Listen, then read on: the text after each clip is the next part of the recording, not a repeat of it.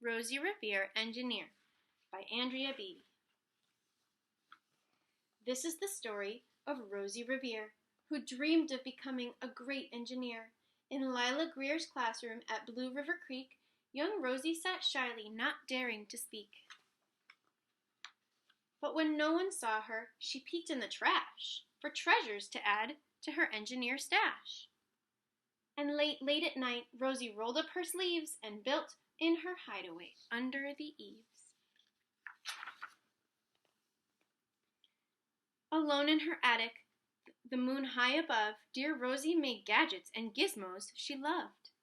And when she grew sleepy, she hid her machines far under the bed where they'd never be seen. When Rosie was young, she had not been so shy. She worked with her hair swooping over one eye and made fine inventions for uncles and aunts, a hot dog dispenser and helium pants.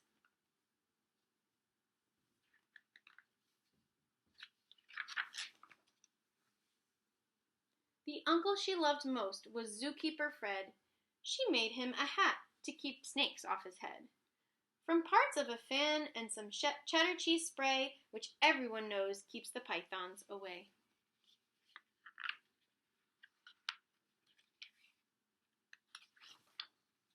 And when it was finished, young Rosie was proud. But Fred slapped his knee, and he chuckled out loud.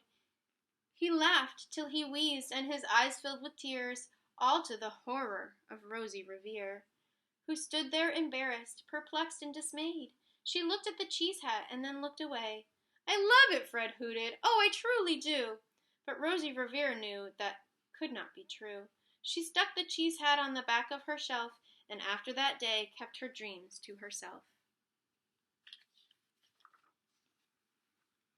And that's how it went until one autumn day.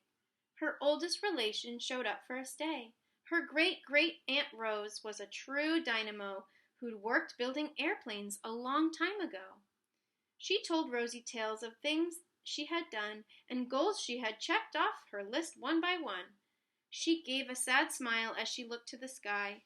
"The only thrill left on my list is to fly. But time never lingers as long as it seems. I'll chalk that one up to an old lady's dreams." That night, as Rosie lay wide awake in bed, a daring idea crept into her head. Could she build a gizmo to help her aunt fly? She looked at the cheese hat and said, "No, not I." But questions are tricky, and some hold on tight, and this one kept Rosie awake through the night. So when dawn approached and red streaks lit the sky, young Rosie knew just how to make her aunt fly. She worked and she worked till the day was half gone, then hauled her cheese copter out onto the lawn to give her invention a test just to see the ridiculous flop it might turn out to be.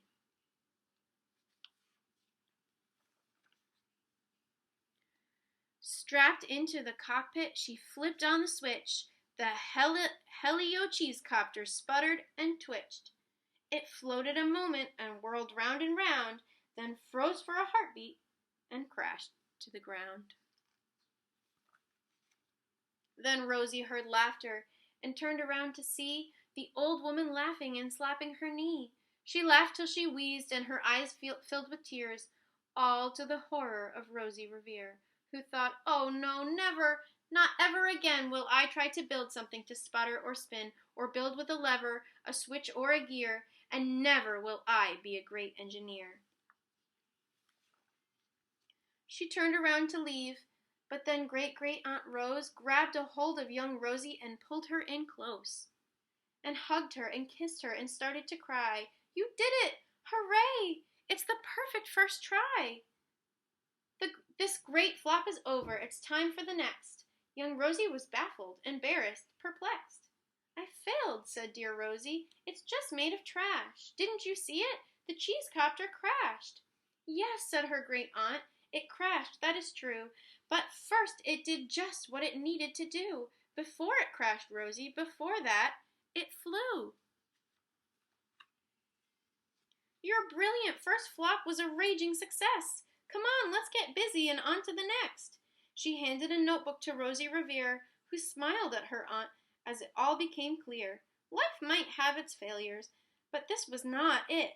The only true failure can come if you quit. They worked till the sun sneaked away to its bed. Aunt Rose tied her headscarf round Rosie's head and sent her to sleep with a smile ear to ear to dream the bold dreams of a great engineer. The